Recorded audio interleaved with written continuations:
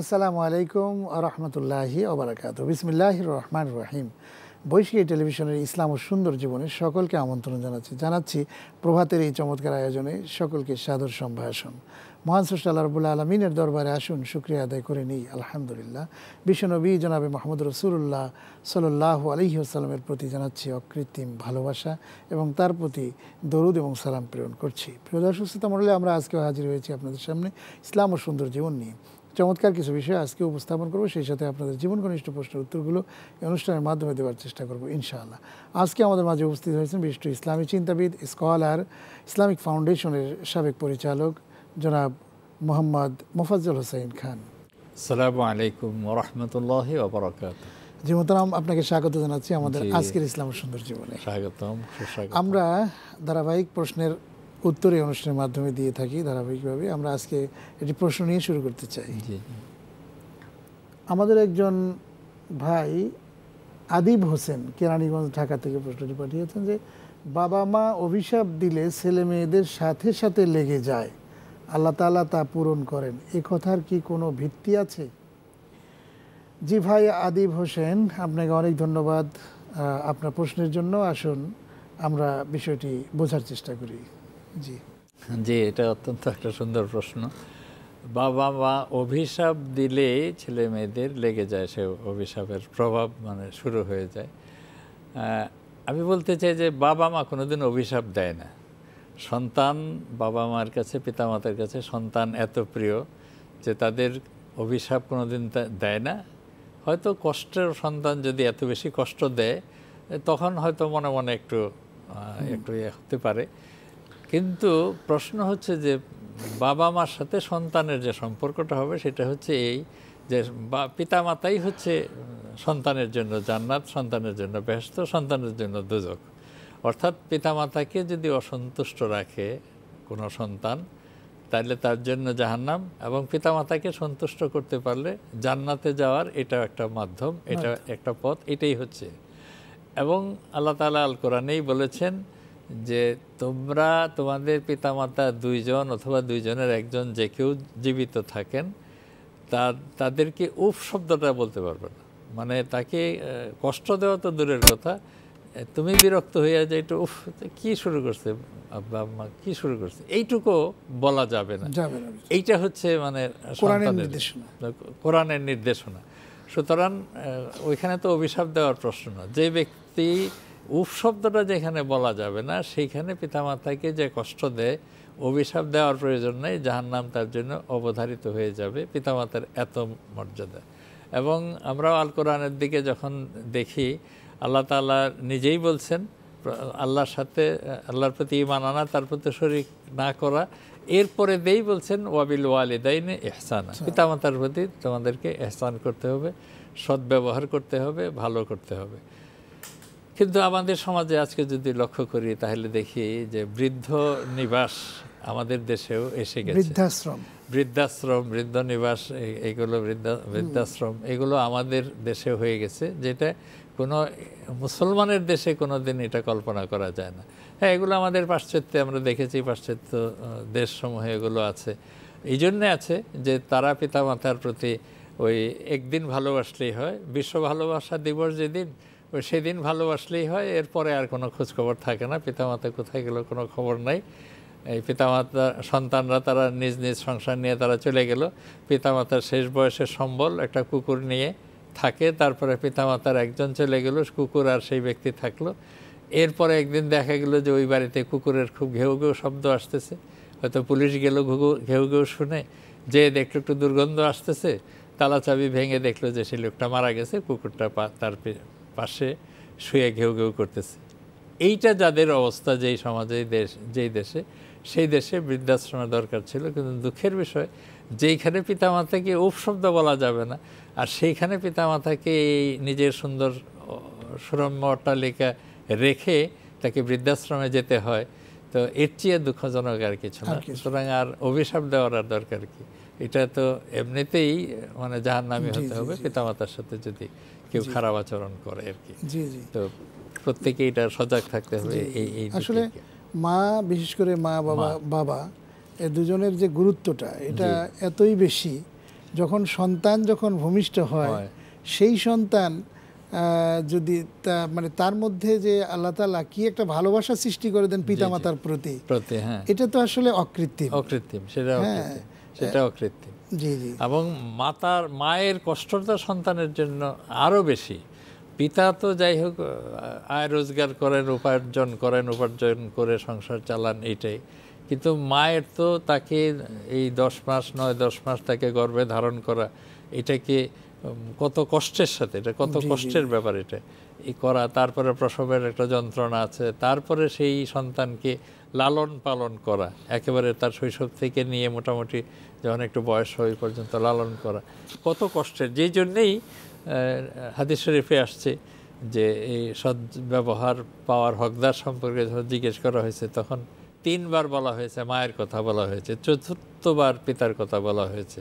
কিন্তু দুঃখের বিষয় যে আমাদের ইসলাম মহিলাদেরকে এই যে মর্যাদা দিয়েছে, এবং এইটাও বলা হয়েছে যে ইন্নাল জান্নাতা তাহতা আকদামিল উম্মাহাত, মায়ের পদতলে হচ্ছে সন্তানের বেহেশত। মায়ের পদতলে সন্তানের বেহেশত, মায়ের পদতলে জুতা নয়, সন্তানের বেহেশত। তো এইরকম মর্যাদা দেওয়া হয়েছে। সেই নারী সমাজকে, আমাদের নারী সমাজেরই হয়তো কিছু কিছু অংশ কেউ এমনভাবে ইসলামের বিরুদ্ধে বিষিয়ে তোলেন যে ইসলাম মহিলাদেরকে যেমন কিছু দেয় না, অধিকারই দেয় না। অথচ যদি এই পর্যন্ত যত গবেষণাই হয়েছে যে নারীদের কোনো অধিকার কোনো সময় ছিলই না। নারীদের অধিকার যা দিয়েছে ইসলামই একমাত্র দিয়েছে। এবং আমাদের সেই সমস্ত মহিলারা যারা ইসলামের কথা শুনলে তাদের খুব একটা ভালো লাগে না, কিন্তু তারাও কিন্তু এটা বলেন, এই কথাটা অন্তত স্বীকার করেন যে ইসলাম যে অধিকার দিয়েছে এটাকে খুব বেশি না বললেও এইটা বলেন যে এর আগ পর্যন্ত নারীদেরকে শুধু নির্যাতনই করেছে, নারীদেরকে বিভিন্নভাবে তাদের নির্যাতিতই হয়েছে, কিন্তু ইসলাম তাদেরকে সেই অধিকার দিয়েছে।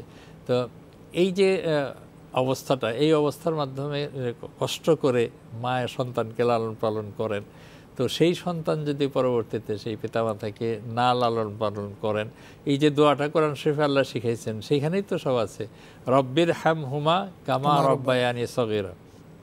সন্তানকে নির্দেশ দিয়েছেন যে তুমি তোমার পিতামাতার জন্য এটা দোয়া করবে, রব্বির হামহুমা, হে আল্লাহ আমার পিতামাতার প্রতি, হুমা মানে আমার পিতামাতার প্রতি তুমি রহম করো, দয়া করো, যেমন দয়া পরবশ হয়ে তারা আমাকে শৈশবে লালন পালন করেছে। কামা রব্বায়ানি সগীরা, পিতামাতা দুইজনকেই বলা হয়েছে যে তারা যেরকম দয়া পরবশ হয়ে আমাকে ছোট সময় শৈশবকালে লালন পালন করেছেন, এখন তারা শিশু, আমার পিতামাতা তারা শৈশবকাল চলছে, এখন তোমরা দয়া করো।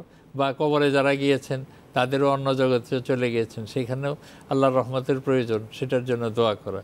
এবং মানুষের মৃত্যুর পরে 3টা জিনিস থাকে, যেটা হাদিস শরীফে আসছে যে ইযা মাতাল ইনসান ইন কাতা আনহু আমালুহু ইল্লা মিন সাদকাতিন জারিয়াহ আও ইলমিন ইউনতাফাউ বিহি আও ওয়ালাদিন সালিহিন ইয়াদউ লাহু। মানুষ যখন মারা যায় তখন তার সমস্ত আমল বন্ধ হয়ে যায়, কিন্তু 3টা আমল বাকি থাকে। তার একটা হচ্ছে সাদাকা জারিয়া, দ্বিতীয়টা হচ্ছে যে তিনি যদি এমন কোনো বিদ্যা বা জ্ঞানের প্রবর্তন করে থাকেন যার দ্বারা সাধারণ মানুষ উপকৃত হয়, আর ওই ব্যক্তি যিনি সুসন্তান রেখে যান, আওয়ালাদিন সালেহিন, নেককার সন্তান রেখে যান, যেই সন্তান তার জন্য দোয়া করে রব্বির হামহুমা কামা রব্বায়ানি সগীরা। তো এই যে মৃত্যুর পরে 3টা জিনিস থাকে, এই 3টা জিনিস এটা আমাদের প্রত্যেকের সাথে কিন্তু সম্পৃক্ত। সদকায়ে জারিয়া থাকে। সদকায়ে জারিয়া পৃথিবীতে আমরা এমন কোনো মানুষ নাই যে আমরা আমাদের জীবনে সদকায়ে জারিয়া না করে যেতে পারি। একজন যে গরিব ভিক্ষুক যার কিছু নয়, সেও সদকায়ে জারিয়া করে যেতে পারে, তার সম্পদ না থাকতে পারে। একজন ভিক্ষুক ব্যক্তি আরেকজন লোক কষ্ট করছে, তাকে যে একটা সান্ত্বনা বাণী শোনালো, একটা ভালো কথা বললো, একটা পরামর্শ দিল, একজন গরিব মানুষ ভিক্ষুক মানুষ আরেকজনকে একটা পরামর্শ দিতে পারে, সেটাও কিন্তু তার জন্য সদকায়ে জারিয়া। আরেকজনের উপকার সে করতে পারে। তার খেতে ফসল, একটা গরু লেগে গেছে, ধান খেয়ে ফেলতেছে, একজন ভিক্ষুক যদি তার পাশে দাঁড়ায় যে দৌড়ে যে সেই গরুটাকে সরাই দিয়ে যদি তার ক্ষেত্রকে রক্ষা করে, তাহলে এই যে কাজটা করলো এটাও তার জন্য একটা সদকায়ে জারিয়া হলো। তো সুতরাং সদকায়ে জারিয়াটা এমন, সদকায়ে জারিয়া নিয়ে আমরা কথা শুনবো আরো আপনার কাছ থেকে, যে আসলে এটি অত্যন্ত গুরুত্বপূর্ণ। কারণ মানুষ মারা গেলে দুনিয়ার সমস্ত কিছু জিনিস তার পর হয়ে যায়, তার নিজস্ব কোনো আর কিছু থাকে না। কিন্তু আপনি যে কথাটি, যে প্রসঙ্গটি আজকে নিয়ে এসেছেন, তিনটি বিষয়, এটি মৃত্যুর আগেও জারি থাকে, মৃত্যুর পরেও এটি জারি থাকে। কোরআনে কারিমের সূরা ইনফিতারের মধ্যে আল্লাহ তাআলা বলছেন যে আলিমাত নাফসুম মা কদ্দামাত ওয়া আখরাত, যে তোমরা আগে এবং পরে কি কাজ করেছো সেই বিষয়গুলো জানতে পারবে। তো আগে কাজ করেছে, আগে তো মানুষ আমল করছে, সবগুলো মানুষ সেগুলি বুঝতে পারবে, কিন্তু পরে যে কাজগুলা, সেটা তো আমলের দরজা তো মৃত্যু হলে বন্ধ হয়ে যায়, পরের কাজগুলো কি সেটি নিয়ে কিন্তু আপনি আলোচনা করছিলেন। সেই সদকা জারিয়া যদি একটু আরেকটু ক্লিয়ার করেন। তো সদকা জারিয়া প্রথম আমরা বলার সাথে সাথে যেটা আমাদের চোখের সামনে ভেসে আসে সেটা হচ্ছে যে আমি এমন কিছু কাজ করে গেলাম, সাদাকাত দ্বারা এমন কিছু কাজ করে গেলাম, যেমন একটা পুল তৈরি করে গেলাম আমি। এই পুলটা যতদিন পর্যন্ত মানুষ লোকজন পার হবে, নদী পার হবে, এই পুলের উপর দিয়ে এর সব আমি পেতে থাকবো। একটা রাস্তা আমি করলাম, এই রাস্তা যতদিন থেকে মানুষ হাঁটবে এর সব আমি পাবো। একটা পানির ব্যবস্থা করে দিলাম, টিউবওয়েল ব্যবস্থা করে দিলাম, যতদিন চলবে এই টিউবওয়েল আমি সব পেতে থাকবো। আমি একটা শিক্ষা প্রতিষ্ঠান করলাম, যতদিন এই শিক্ষা প্রতিষ্ঠান থেকে ছাত্ররা বের হবে এর সব আমি পেতে থাকবো। এটা মাদ্রাসা হতে পারে, আবার এটা যদি কেউ স্কুল করে সেটাও বাদ যাবে না, কারণ মাদ্রাসা যেমন একটা স্কুল থেকে ভালো ছাত্র তৈরি হতে পারে, ভালো মানুষ তৈরি হতে পারে, স্কুল কলেজ ইউনিভার্সিটি যাই বলেন। তবে আমাদের এটা মনে রাখতে হবে, খেয়াল রাখতে হবে যে আমাদের স্কুল কলেজ বিশ্ববিদ্যালয়গুলো এমন পরিবেশ যেন না হয় যেটা ইসলাম সম্মত না, এটা যেন না হয়। সুতরাং শিক্ষা প্রতিষ্ঠান হিসাবে যে যেটাই করুক এর একটা সওয়াব পেতে থাকবে। অর্থাৎ অর্থের সাথে যারা সম্পৃক্ত, মালের সাথে সম্পৃক্ত, সদকা জারিয়া এটা। আবার একটা আচার আচরণের দ্বারা আছে, আমি একজনের সাথে একটা ভালো ব্যবহার করলাম, এটাও একটা সদকা। একজনের সাথে আমি একটা হাসি মুখে কথা বললাম, এটা সদকা। একজনের সন্তান মারা গেছে, কান্নাকাটি করতেছে, তাকে আমি সান্ত্বনা দিলাম, এটাও একটা সদকা। অর্থাৎ এই যে আমি কথার দ্বারা, আমার আচরণের দ্বারা একজনকে আমি সুখী করতে চেষ্টা করলাম, এইগুলাও সদকা। এটা একটা ব্যাপক জিনিস। এই সদকাটা দুই রকম। একটা হচ্ছে যে সাময়িক, তখনকার জন্য শেষ হলো, একজনকে ভালো কথা বললাম, এটা শেষ হয়ে গেল। আবার কিছু সদকা আছে যেটা জারি থাকে, অর্থাৎ একটা প্রতিষ্ঠান, তার থেকে ছাত্র বের হচ্ছে, সে আরেক জায়গায় যে আর একটা প্রতিষ্ঠান করছে, ওখান থেকে ছাত্র বের হচ্ছে, এইভাবে এটা কিয়ামত পর্যন্ত চলতে থাকবে। তো এইটা এই সদকাটা এটা একদম জারিয়া। অর্থাৎ কিছু আছে তাৎক্ষণিক, এটার প্রভাব, এর ফলটা শেষ হয়ে যায়। আবার কিছু আছে যেটা জারি থাকে, যেটা জারি থাকে সেটাকেও সদকা জারিয়া বলে, কারণ তাৎক্ষণিকটা তো শেষ হয়ে গেছে তখনই, মৃত্যুর পরে আর সেটা আর থাকবে না। আর থাকবে ওই যেটা জারি করার, জারি যেটা আর কি, প্রবাহমান যেটা, এই সদকাটাই থাকবে।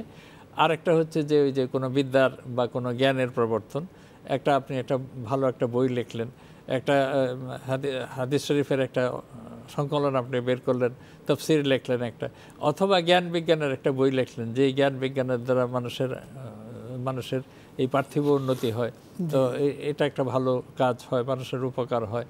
তো এই জ্ঞান বিজ্ঞানের যে এই জিনিসগুলো, এগুলো কিন্তু থাকবে। এটা যতদিন পর্যন্ত এই জ্ঞান বিজ্ঞান প্রবাহমান থাকবে ততদিন পর্যন্ত এর সবটা পেতে থাকবে, আমলনামায় জারি থাকবে। আর হলো সুসন্তান, কারণ সুসন্তান দৈনিক 5 ওয়াক্ত নামাজ পড়বে, 5 ওয়াক্ত নামাজের পরেই দোয়া করবে, এমনিতেও চলায় বলায় সবসময় পিতামাতার কথা স্মরণ করে সবগুলো দোয়া হবে। তো এই হলো পিতামাতার সাথে সন্তানের সম্পর্ক। আর সেই পিতামাতার সাথে সন্তান এমন আচরণ করবে যেটার দ্বারা পিতামাতা অভিশাপ দিতে হবে, এর তো প্রশ্নই আসে না। কিন্তু তারপরেও দেখা যায় যে আমাদের সমাজে এমন সন্তান হয়ে যায় দুর্ভাগ্যক্রমে, যারা পিতামাতাকে কষ্ট দেয়, এবং কষ্টের কারণে পিতামাতা অনেক সময় অভিশাপের কথাগুলো তাদের মুখ থেকে বের হয়ে আসে। তো সেটার কুফলটা হবে আমাদের জাহান্নাম। আল্লাহ আমাদেরকে হেফাজত করুন সেই জাহান্নাম থেকে। ছোট্ট প্রশ্ন নেব আরেকটি।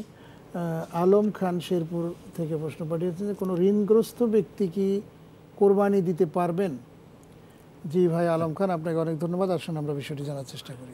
জি না, আপনার কোনো ব্যক্তি যদি ঋণগ্রস্ত হয় তাহলে তার ঋণটাকে আগে তার পরিশোধ করতে হবে, ঋণটাকে তার আগে পরিশোধ করতে হবে।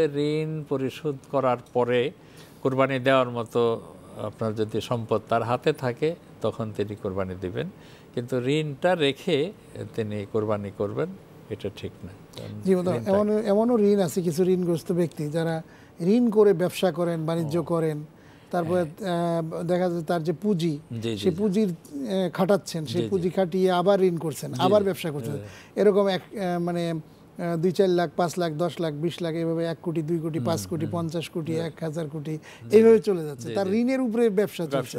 এই ধরনের অবস্থা হলে সে কি করতে পারে? সেইটা আমি যেটা প্রথম যেটা বললাম সেটা হচ্ছে ওই ব্যক্তি যিনি হয়তো তার সাংসারিক প্রয়োজনে একজনের থেকে ঋণ এনে সংসারের একটা খরচ করেছেন, এখন সেটা দিলেই তার শেষ হয়ে যায়, এটার আর কিছু না। আর যারা ব্যবসা করছেন, ঋণ করে যারা ব্যবসা করছেন, যারা কোটিপতি, তাদের দেখা যায় যে ব্যবসার যদি ব্যাংক লোন যা আছে এগুলো যদি নিয়ে নেওয়া যায় তাহলে তার সংসার চালানোর মতোই অবস্থা থাকবে না, এরকম একটা অবস্থা আর কি। তো যেই জন্যই ব্যাংক ঋণ খেলাপি হয়ে যায় এরকম। তো ব্যবসার জন্য যারা লোন করেন, এটা তো তাদের চলমান চলতেই থাকবে, তাদের জন্য এটা না, তারা কোরবানি করবেন। এবং কোরবানিটার পয়সাটা কোথায় কীভাবে, এটা ওনারা যখন সংসার চালান বা ব্যাংক থেকে ঋণ ব্যবসা চালাচ্ছেন, ওইভাবে ওর থেকে তারা কোরবানির ব্যয়টা তিনি বের করে নেবেন। এবং তারা এক্ষেত্রে যাকাতের বিষয়টা কি হবে, যাকাত দেওয়ার প্রভিশনটা কিভাবে সৃষ্টি করতে পারবে? বিষয়টাও সেখানে ওই যে তার যে ব্যবসার উপরে যে যাকাতটা আর কি, ব্যবসার উপরে তার যাকাতটা হবে, সেটাও তার কত টাকা তার তিনি পুঁজি তার আছে, সেই পুঁজির উপরে ভিত্তি করে তিনি এটা ঠিক করে নেবেন। ওই ব্যবস্থাপনার মাধ্যমে সেটা আসে, তার ওই ব্যবস্থাপনার মাধ্যমে সেটা আসে আর কি। তার মূলধন কত আছে তার উপরে তিনি যাকাত দিবেন। তারপর মানুষ তো আসলে ঋণ এমন একটা জিনিস হয়ে দাঁড়াইছে, এটা বিজনেস, এটা যার সাথে এটা শেয়ার পার্টনারের মতো হয়ে গেছে। এটা শুধু তার ঋণের জন্য নয়, যেমন এখন তো আসলে আপনার যেমন ব্যাংকিং খাত থেকে যারা টাকা গ্রহণ করে, সেই টাকাটা দিয়ে যখন তারা আপনার এটা শেয়ারিং পার্টনারের, এটা ব্যাংক টাকা দিচ্ছেন, ব্যাংক সেখানে মানে শ্রম দিচ্ছেন না, কিন্তু টাকা দিচ্ছেন, সেটার অংশীদার হচ্ছে। এবং আমি শ্রম দিচ্ছি প্লাস টাকা দিচ্ছি, দুইটা দিয়ে এটা একটা প্রফিট মার্জিনের মতো। এটাকে আসলে আপনার ঋণের পর্যায়ে ধরা যায় না, তাই না? ওইটাকে ওই ঋণ, এই যে আমাদের সংসার চালাইতে গিয়ে আমরা ঋণ করি, এর সাথে এটার ওই ব্যবস্থাপনার সাথে কোরবানিটাও রাখতে হবে। তারপর সংসারে আমার যেমন ছেলে মেয়ের খরচ, এখন আমার ব্যাংক ঋণ আছে বলে তো ছেলে মেয়ের খরচ, স্কুলের টিউশন ফি বাদ যাবে, বন্ধ থাকতেছে না। সুতরাং কোরবানিটা ওইভাবে আমাকে বের করে আনতে হবে। আর আমরা যদি ওই ঋণটা যদি না করি তাহলে ব্যাংকগুলো তো চলবে না, কারণ ব্যাংকগুলোর থেকে তো ঋণ আমাকে আনতেই হবে, নাহলে ব্যাংকগুলো। এই জিনিসটি আসলে মোহতারাম বোঝার একটু বিষয় আছে, শুধু তো কোরবানি নয়, বিভিন্ন দান আছে, বিভিন্ন বিষয়, সামাজিক বিষয়ে বিভিন্ন দায়বদ্ধতা আছে, সেগুলো কিন্তু দেখা যাচ্ছে যে আমাদের করতে হয়। আপনার ঋণ থাকলেও সেগুলো করতে হয়। যেমন আপনি আলোচনা করছিলেন যে আমরা যে মানে শেয়ারিং পার্টনার হিসেবে যে ব্যবসাগুলো করি, সেই ব্যবসার ক্ষেত্রেও কিন্তু আমাদের সেগুলো করতে হয়। যেমন আমরা কিন্তু অনেক টাকার আমরা অনেক সময় ইনস্টলমেন্ট আমাদের কাঁধে পড়ে যায়, আমাদের কিস্তিতে অনেক জিনিস কিনতে হয়, সেগুলো আবার মান্থলি এগুলো পরিশোধ করতে হয়, সেটাও তো এক ধরনের ঋণের মধ্যেই থাকছে আর কি। সেই জিনিসটা, সেই জিনিসগুলোর একটি অবস্থান কি করে সম্ভব, মানে কি করে এগুলোকে ব্যালেন্স করে আমাদের জীবনকে পরিচালনা করা সম্ভব? জি, সেটাই। আপনার এই সমস্ত কিছু ব্যালেন্স করে তারপরে আপনার যে পুঁজির উপরে যে লাভটা যেটা হয়, সেই লাভের থেকে আপনার যাকাতের টাকাটা যাবে। কিন্তু এর মধ্যে যে সমস্ত ব্যয়গুলো আছে, যে সমস্ত অন্যান্য খরচগুলো আছে, এগুলোকে সব ডিডাক্ট করে তারপরে আপনার নেট প্রফিট যেটা থাকে তার ভিত্তিতে আপনার যাকাতটা হবে। তো এইভাবেই আসলে এই জিনিসগুলো সব আছে। আমাদের মুশকিল হয়েছে কি যে আমরা পড়াশোনা করতে চাই না, পড়াশোনা না করার ফলেই মনে করি যে এটা বুঝি কিছু নাই, কিন্তু যদি গবেষণা করা যায় তাহলে কিন্তু সব কিছুই পাওয়া যায়। তো ইসলামে এই সমস্ত জিনিসগুলো আছে, ইসলামী ব্যাংকিং ওইগুলো সব আছে, ইসলামী অর্থনীতি সবগুলো আছে। তবে ইদানিং এখন পড়াশোনা চলছে, বিশ্ববিদ্যালয়ে এখন পড়াশোনা হচ্ছে, গবেষণা হচ্ছে, দেশে বিদেশে হচ্ছে। তো যার ফলে এখন এই জিনিসগুলো পরিষ্কার হয়ে আসছে এবং আমাদের এই ক্ষেত্রে আমরা অনেক উন্নতি এখন লাভ করছি। ব্যবসায়ীরাও এখন যাকাত দিচ্ছেন ঠিকমতো। কিন্তু মুশকিল হয়েছে কি যে আমাদের প্রতিষ্ঠানিকীকরণ, ইনস্টিটিউলাইজেশন, এইটা এখনও পুরোপুরি হচ্ছে না, যেই জন্যে যাকাতগুলো বিক্ষিপ্তভাবে দেওয়া হচ্ছে। যদি সরকারিভাবে এটা একসাথে যদি বায়তুল মাল পদ্ধতি যেমন ছিল আগের যুগে, ঠিক বায়তুল মাল শব্দটা এটা তো তখনকার একটা পরিভাষা ছিল, আমাদের সেইটাই এখন বায়তুল মালটা এখন ব্যাংকিং হয়েছে। তো এর মাধ্যমে কিন্তু আমরা এটা করতে পারি। তো আমাদের মুশকিল হয়েছে যে আমরা কিছু পরিভাষাকে ব্যবহার করতে আমরা অনেক সময় লজ্জা পাই। যেমন আমরা অনেক সময় আল্লাহ বলতে বলার জায়গায় আল্লাহ না বলে সৃষ্টিকর্তা বলতে চাই, মনে করি যে আল্লাহ বললে বোধহয় আমি একটু মধ্যযুগীয় হয়ে যাই কিনা, সেকেলে হয়ে যাই কিনা, প্রগতির অন্তরায় হয়ে যায় কিনা। তো ওই জন্য আল্লাহ না বলে সৃষ্টিকর্তা আমরা বলি। আত্মার মাগফিরাতটা এটা আমরা অনেক সময় বলতে চাই না, আমরা মাগফিরাত না বলে আমরা ওইটাকে শান্তি বা এটা বলি। হ্যাঁ, শান্তি এটা আমরা বলতে পারি, সেটাও বলার জায়গা আছে, কিন্তু একজন মুসলমান যখন আরেকজন মুসলমানের যখন আমরা মাগফিরাত কামনা করব, তো আমরা সরাসরি ওই শব্দটা ব্যবহার করতে অসুবিধাটা কোথায়? এই হীনমন্যতাটা আমাদের কোথায় যে আমরা রুহের মাগফিরাত বলবো না, আমরা আত্মার মাগফিরাত বলবো না, আমরা এখানে শান্তি কামনা বলবো, কারণ বললে মনে করবো যে লোকটা প্রগতির থেকে একটু দূরে আছে, মাগফিরাত শব্দ ব্যবহার করছে। আবার শহীদ শব্দটা ব্যবহার করার বেলায় আবার ওই হীনমন্যতাটা আসে না, এটা আবার আমরা সবাই ব্যবহার করতে তৃপ্তি বোধ করি। তো এইগুলো আমাদের হওয়া উচিত না।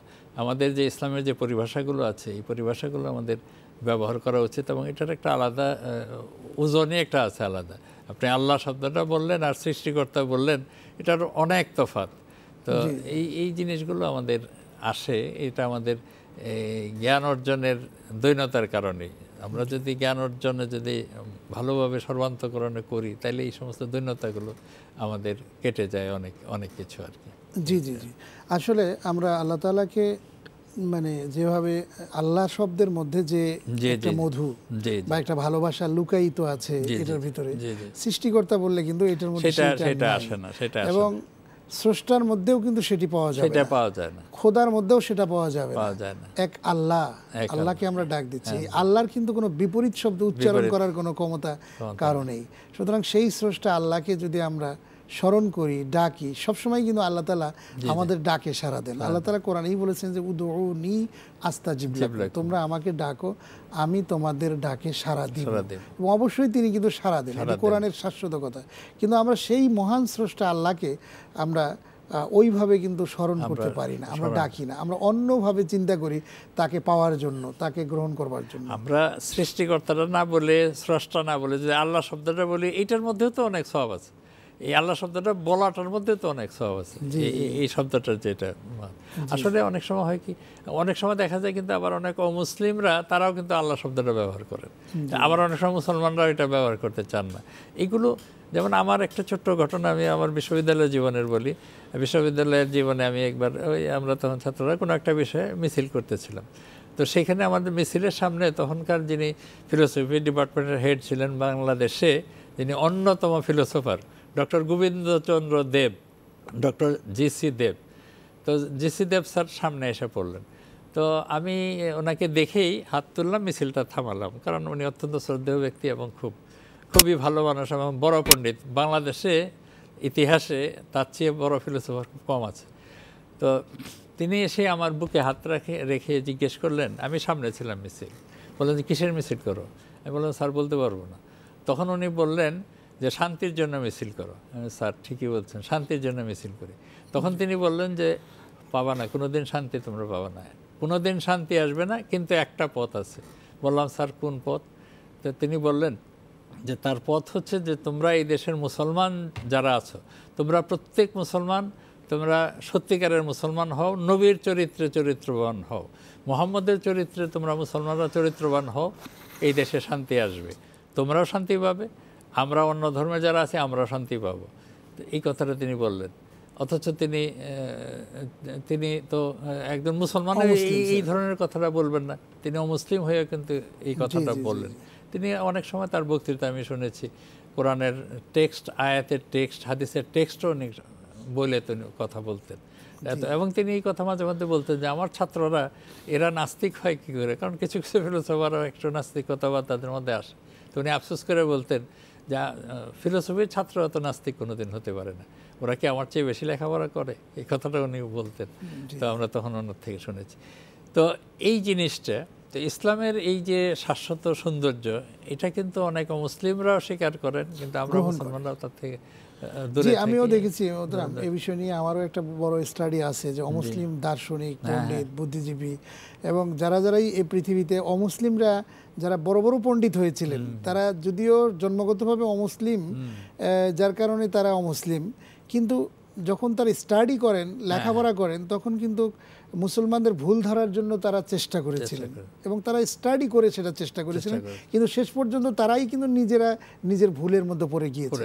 এবং সূরা কোরআনের ভুল ধরার জন্য এসেছিলেন বহু মনীষী দার্শনিক, শেষ পর্যন্ত তারাই বলেছেন যে in the Quran we have bound reasonable doubt the exact words Muhammad sallallahu alaihi wasallam without subtraction and without addition, মানে কোনো রকমের সংযোজন বিয়োজন নাই। জি, সংক্ষেপে এই যে শাশ্বত কোরআন, শাশ্বত সত্তা, মহান স্রষ্টা আল্লাহ, এটারই আসলে এটা সংক্ষিপ্তভাবে আমরা এটাই বলতে পারি যে তিনি আমাদের রব, তিনি আমাদের স্রষ্টা, তিনি আমাদের মনিব, তিনিই হচ্ছেন আল্লাহ। সেই আল্লাহকে আমরা সবসময় স্মরণ করবো। আপনার আলোচনা থেকে আমরা অত্যন্ত চমৎকারভাবে আমরা বুঝলাম, জানলাম। আপনাকে অনেক ধন্যবাদ জানাচ্ছি বৈশাখী টিভি স্টুডিও থেকে।